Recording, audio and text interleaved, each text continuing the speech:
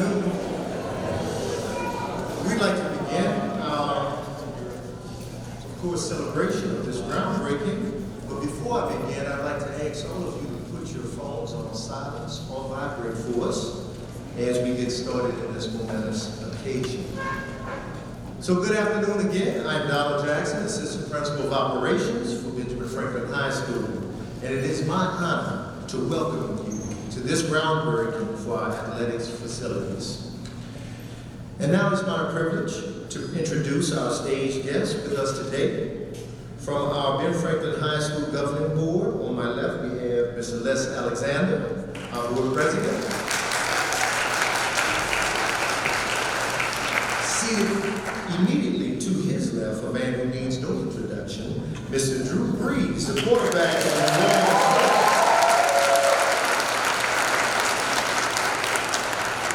And truly, we are very honored to have Mrs. Gail Benson, the owner of the New Orleans Saints, sitting right there.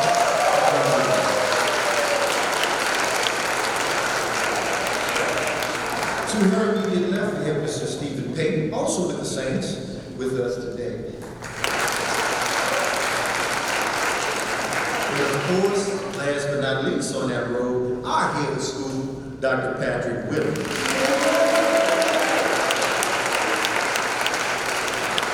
And as you bear with me, I'll continue. On the next row, we have Ms. Krista Haley, our athletic director.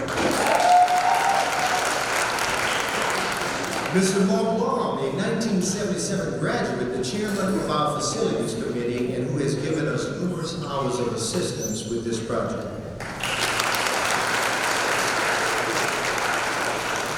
On my right, your left, we have Mr. Carlos Zerbagan, who is our incoming AAEE President-elect of our board. He was also instrumental in securing additional grants from the Rosa Mary Foundation and Keller Family Foundation. Mr. Zerbagan.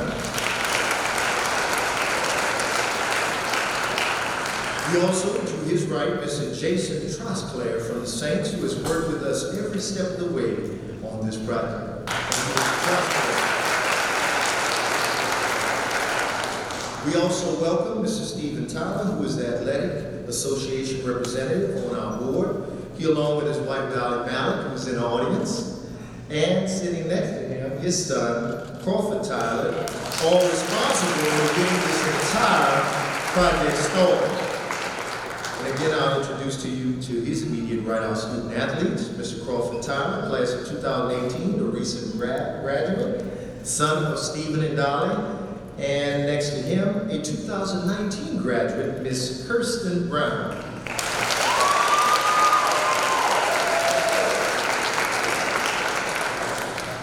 And in our row right to our immediate right, Mrs. Christy Carter Green, class of 1989, and also our development director. And Miss Jenny West from Traplin Pier Architects. There's one person who's not on the stage who could be with us today, and that's Ms. Francois McHugh. She's so instrumental in writing our grants. She's our grants coordinator. We would like to extend our thanks to her for her hard work.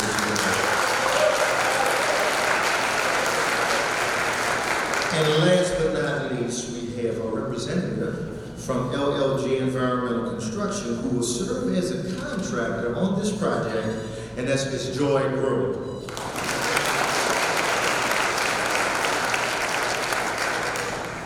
You have to bear with me just a few more.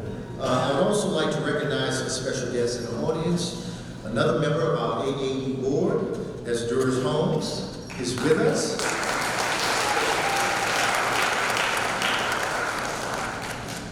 I want to also introduce John Niccolo. I didn't see that he made it. He's the dean, the president of UNO. He was unable to make it, but he's also on our board he's also on our board, And many thanks to him and his wife, Stacy Niccolo.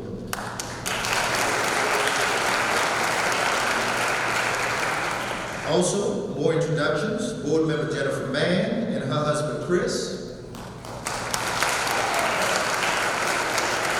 Tiffany Alexander, wife of our board president, Les Alexander, and their two Franklin graduates, Sarah, class of 2015, and Fisher, class of 2018. I don't see board member Sandra Katz-Levy, but I do see Todd Ragusa and his wife, Jamie Beck, from the class of 2002. And I do see Charmaine Cooper Hussein and our CFO, Allison Bennett. Thank you all so much for being here. Just a brief note, as I do see another board member here in the house, Sarah Houston. We thank her for coming. She is also a proud parent of a graduating 10th grader going to 10th grade from 9th grade. All right.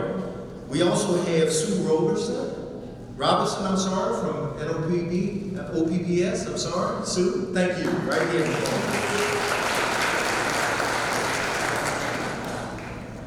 Immediately following this ceremony, we would like to invite all of our MVP pass holders to a brief reception in the cafeteria after this groundbreaking ceremony. Many thanks to Ms. Pam Anderson and Ms. Rosa May for their efforts to make this a wonderful treat. And again, we would like to thank you all for coming, to being with us to celebrate this milestone for Ben Franklin High School athletics. At this time, I'd like to turn over the podium to Ms. Celeste Alexander, our board president.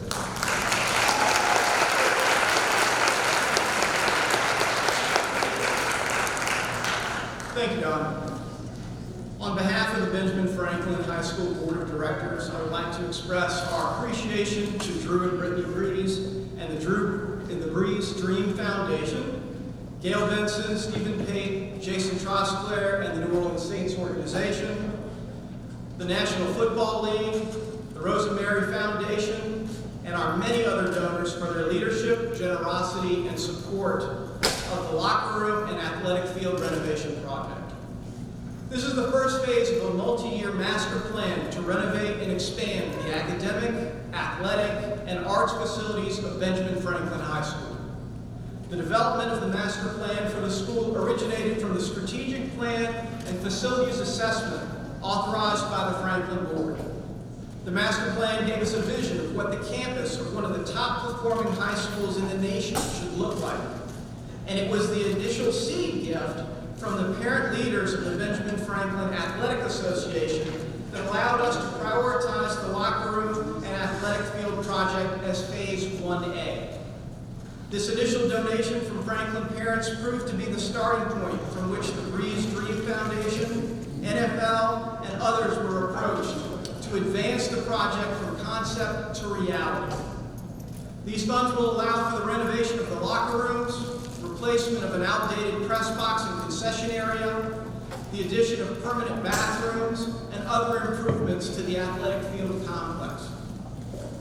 While we are thrilled to begin construction on Phase 1A of the master plan, which we are celebrating today, we are also looking forward to initiating the next phase of the plan, a new science, technology, engineering, arts, and mathematics building, or STEAM building for short. The STEAM building will provide Franklin with much-needed technology and arts classrooms, utilizing collaborative educational spaces, both indoor and outdoor, to provide the best environments and resources for our students to grow as critical thinkers and problem solvers. This new building will allow us to teach all of our students on campus, rather than having our juniors take their Franklin courses in UNO classrooms. It will provide our award-winning robotics club with space to build its robots, rather than in the small storage closet where the club works from today. And it will integrate visual arts instruction and digital media with science labs and maker spaces. The STEAM building will provide us with the much-needed instructional areas for our current students, while meeting the growing demand from new students seeking admission to Franklin. It is a key piece in the vision of increasing Franklin enrollment from 1,000 to 1,200 high-achieving students. This STEAM building marks a new chapter for our school and will require the efforts of alumni, parents, and other friends of Franklin to help us raise the funds necessary to make the new building a part of the Franklin campus. We are excited about what the future has in store for Benjamin Franklin High School. Projects like Phase 1A and the STEAM building will allow Franklin to continue to provide outstanding educational opportunities for the high school students of New Orleans. We sincerely appreciate your support and are pleased to have you on campus to celebrate this special day. Thank you.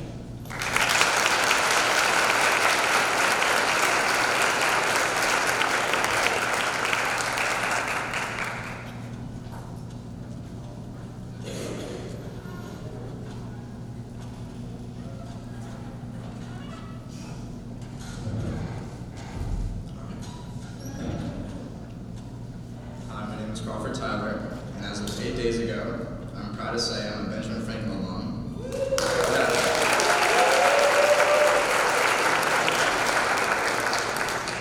I would like to thank Dr. Pat for the opportunity to share a few words about the wide range of experiences I've enjoyed these 4 years at Franklin.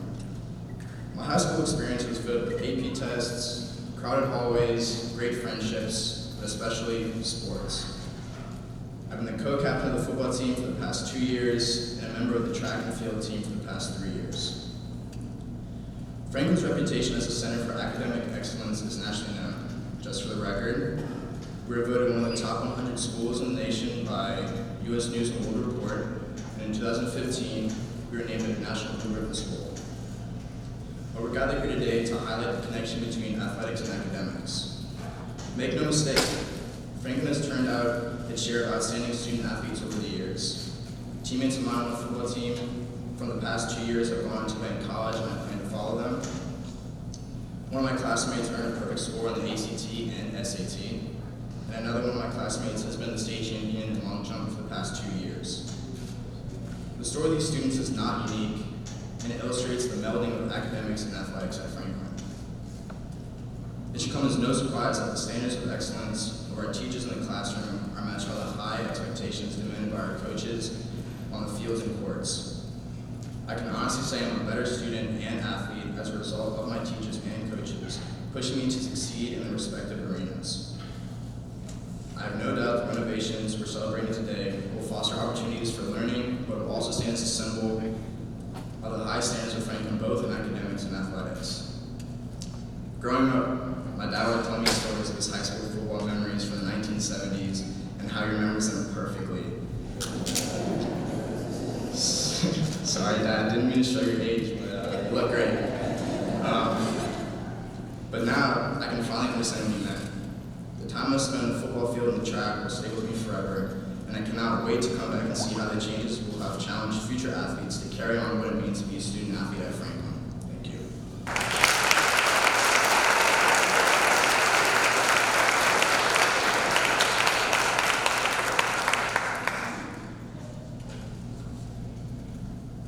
Good evening.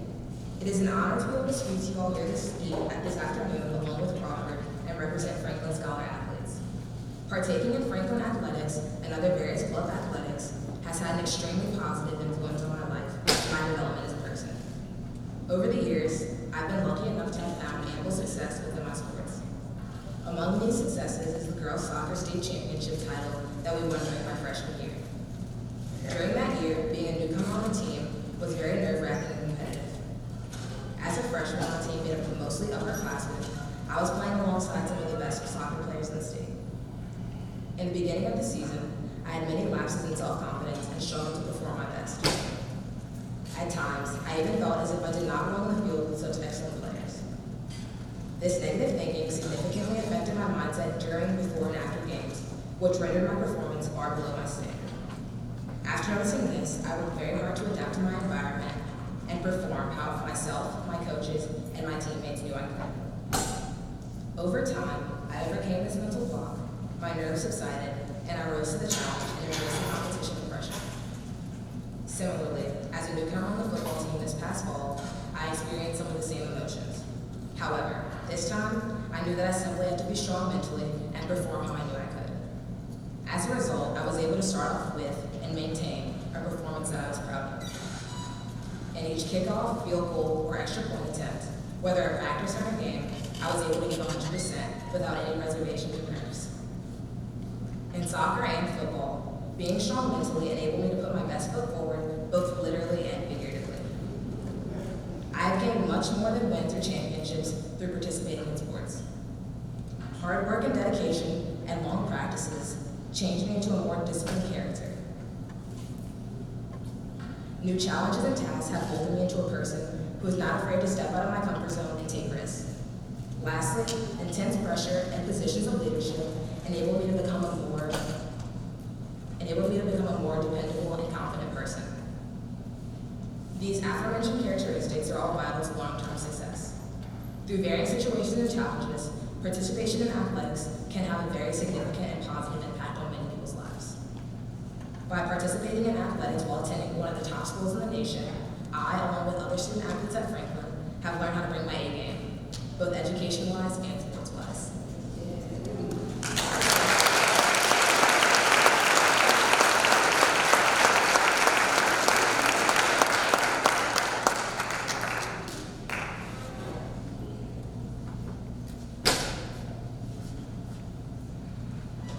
Good afternoon. First of all, I've heard all this Aerosmith jokes, so I don't think you're the first one to connect the name Steven Tyler. My birth certificate actually says Steven Tyler, it's just not. Wow. 3 weeks ago tonight, I was sitting with my wife Dolly in a small theater in New York City, enthralled by an intimate performance by Bruce Springsteen. Seeing Bruce, actually for the fourth time, seeing Bruce and meeting Drew Brees, in less than a month, I had scratched 2 essential items from my bucket list. When I think of Drew, I'm also reminded of a quote that attributed to the late Bum Phillips upon the induction of his running back Earl Campbell into the Hall of Fame. Someone asked Bum Phillips if Earl Campbell was in a class by himself, and Bum's reply was, "I don't know if he's in a class by himself, but the class he's in it don't take long to call roll." That's Drew Brees. I wanted to thank Drew for his willingness, just this once, to pull for a team called the Falcons.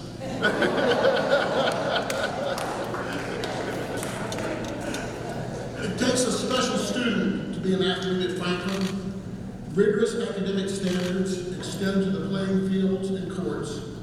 And after practice, each student athlete trudges home to tackle assignments that more than one Franklin graduate has reported to be more challenging than the work assigned by their college professors.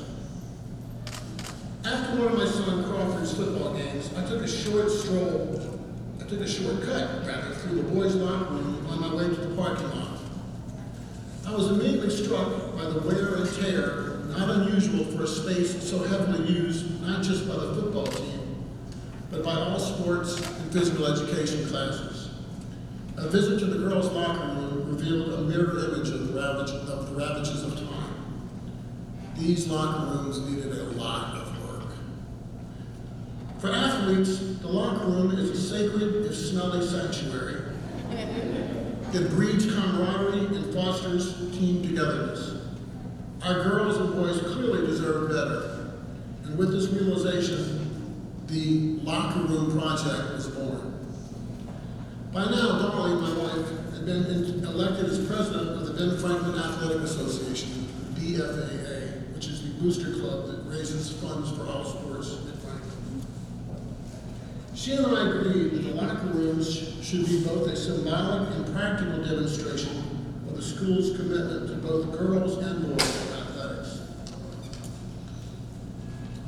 Our initial efforts were inspired in part as a way of honoring our late son Zachary, who passed away in 2009 at the age of 13 and never got the chance to be a Falcon.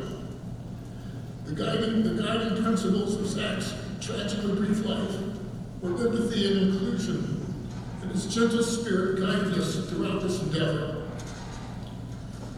So, we wondered, surely a simple renovation of the locker room couldn't cost that much, right?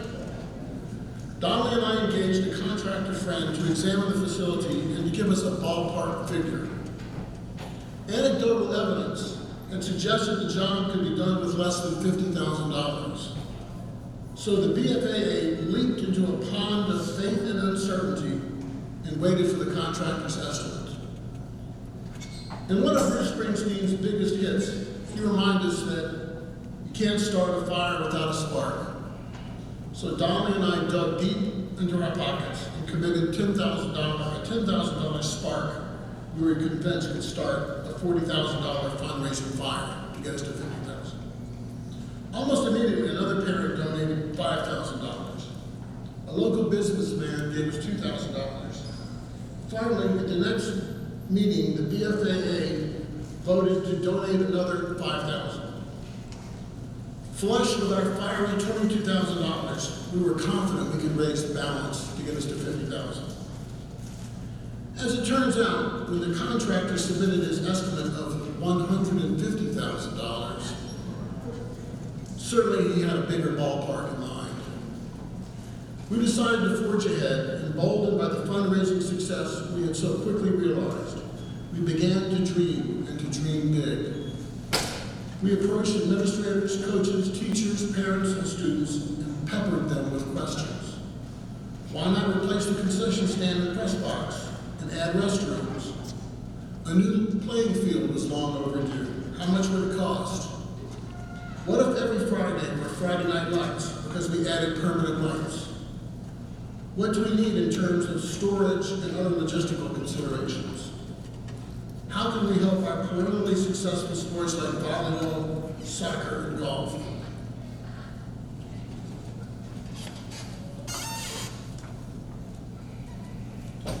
Can we add track and field and soccer to the existing layout, or if need be, acquire the land necessary to do so?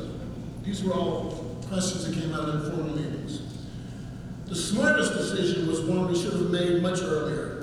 We went to the fundraising A team in Franklin, i.e. Christy Reed and Francoise McHugh, who not only grasped what we were trying to accomplish, but had specific ideas about how to dream even bigger. Armed with our modest $22,000 that demonstrated internal support for the project, Christy and Francois were able to approach some of the generous supporters who are our guests today and persuaded them to dream even bigger with us. Benjamin Franklin High School is now poised to create a facility for athletics that is commensurate with its well-known academic reputation. We would like to invite you to dream with us and make something that has permanence and meaning. Sometimes all it takes is a spark. Thank you very much.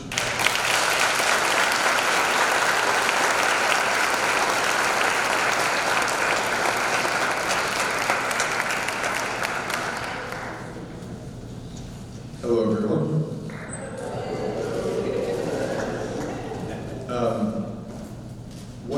What an honor it is to be here. What an honor it is to live in the city of New Orleans, to be a part of this community.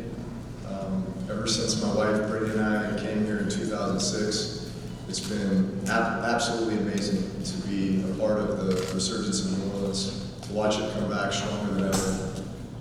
It's been an honor to have the opportunity to work with people that care so much about this city and about this community and about the young people here in New Orleans.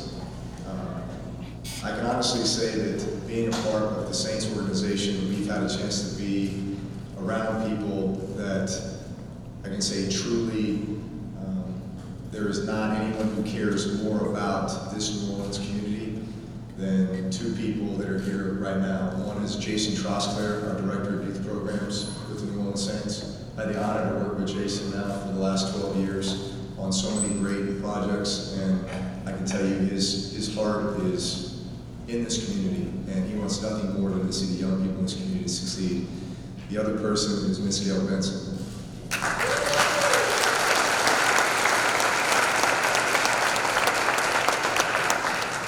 To be a part of an organization like the New Orleans Saints, where you know you have such great leadership and you have so many people that have the best interest of the city and its youth at heart at all times, it makes it fun to come to work and play for the Saints every day. It also makes it fun to get out in the community and utilize the platform that we all have to really make a difference here.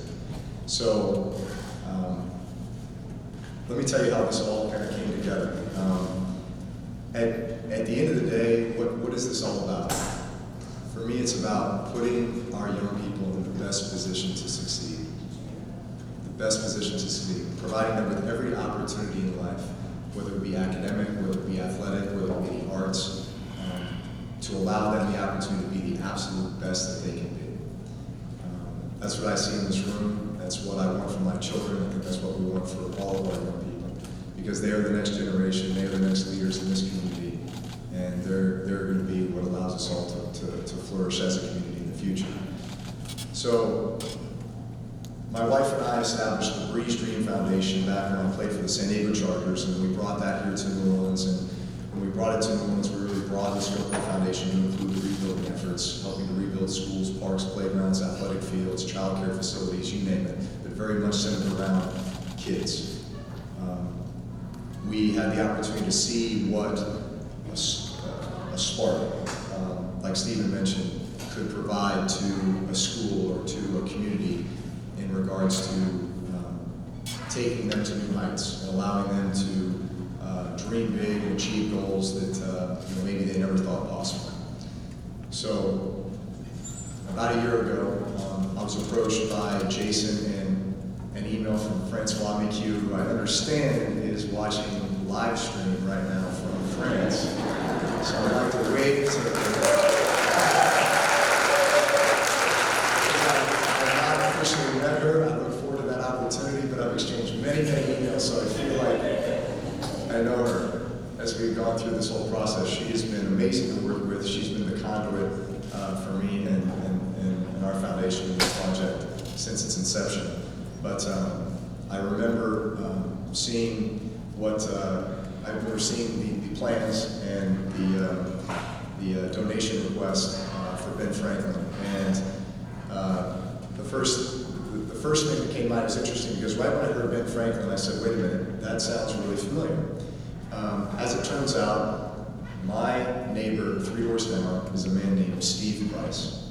He's been a father figure to me here in New Orleans. He's been a grandfather figure to my kids here in New Orleans.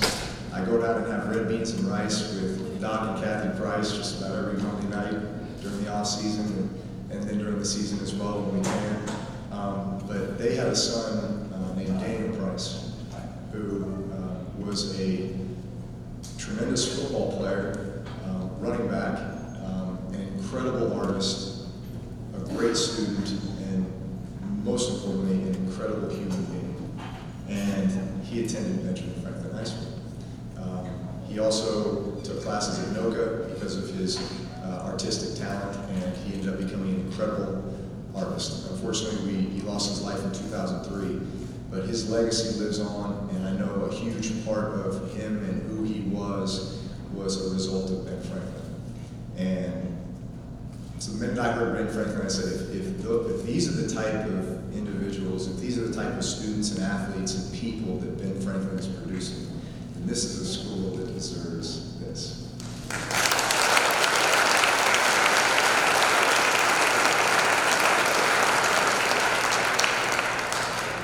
So the wheels started turning, we got to work, and we were able to, through the matching grant program with the help of Ms. Gail Benson and Mr. Tom Benson and the New Orleans Saints, we were able to pull together $400,000 for the matching program.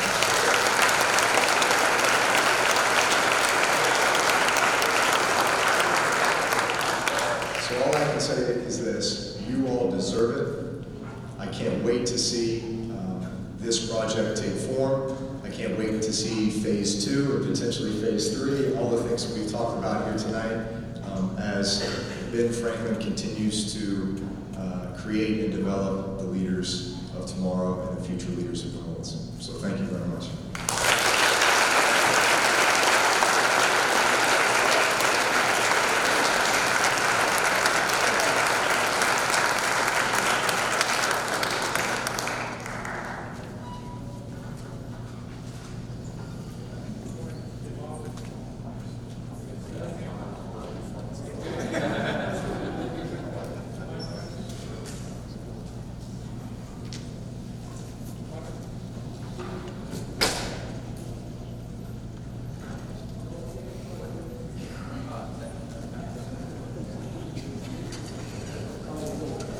So we're going to have the symbolic demolition of the old lockers. So we're going to put on some hard hats and sledgehammers right in front of you.